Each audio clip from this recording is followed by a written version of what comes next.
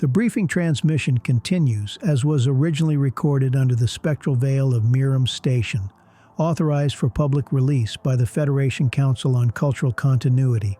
The archives now remain open. As the lights dim, a resonance passes through the floor, and fragments of the HDNL schematic hover as auroral threads. The hall breathes.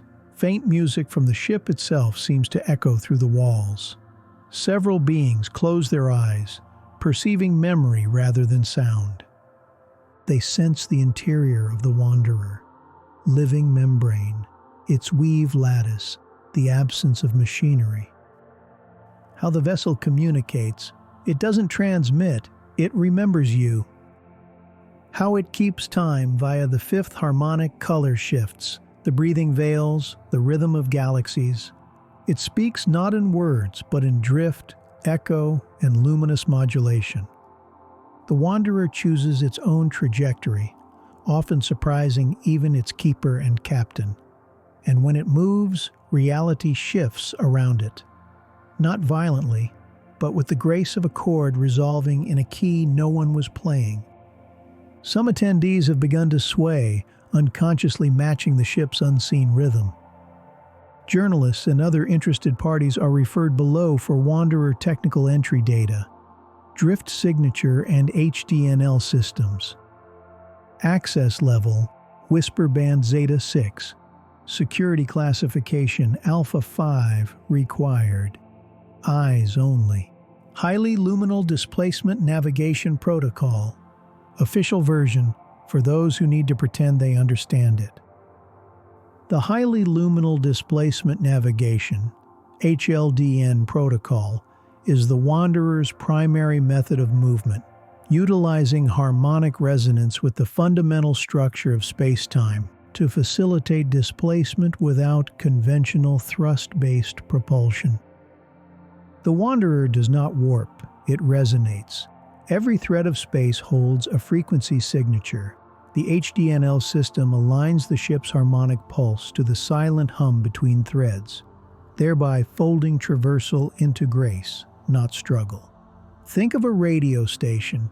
Instead of driving to another city, you just turn the dial to a different frequency and boom, new song, new place. No engines, just vibes. Traditional ships burn fuel to shove their way through the void. We just adjust our frequency until space itself lets us through. It's the difference between running through a wall and finding the door that was there the whole time. It's instant, mostly. Unlike traditional engines that exert force against an external medium, HLDN modulates the ship's spatial frequency, aligning with the desired coordinate resonance, thereby causing the ship to manifest at the new location rather than traveling through intervening space. To us, it feels like we never left.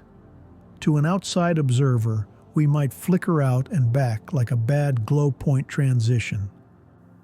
There is no speed, because speed doesn't apply when you're changing which version of space you exist in. When the crew aligns intent, collectively or through the will of the captain, the Wanderer resonates with that direction.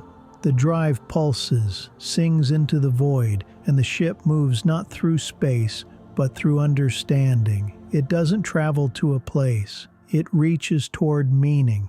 You do not plot coordinates. You focus. You don't calculate vectors. You ask the question that wants an answer. Briefing addendum on temporal discrepancies and narrative variability. The Federation, on behalf of the Wanderer crew, wishes to remind all readers, listeners, historians, and archival review boards that due to the nature of interstellar documentation, especially as it pertains to the Wanderer, certain discrepancies in crew names, sequence of events, and experiential details may be present in distributed reports. These inconsistencies are not errors in transmission, but rather a known consequence of operating within and adjacent to regions affected by temporal slippage, harmonic distortion, and localized narrative instability.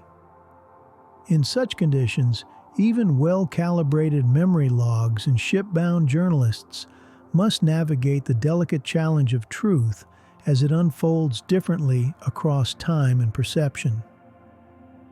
It is not uncommon for reports to reach audiences long after the moments they describe, or, in rare cases, before they have occurred.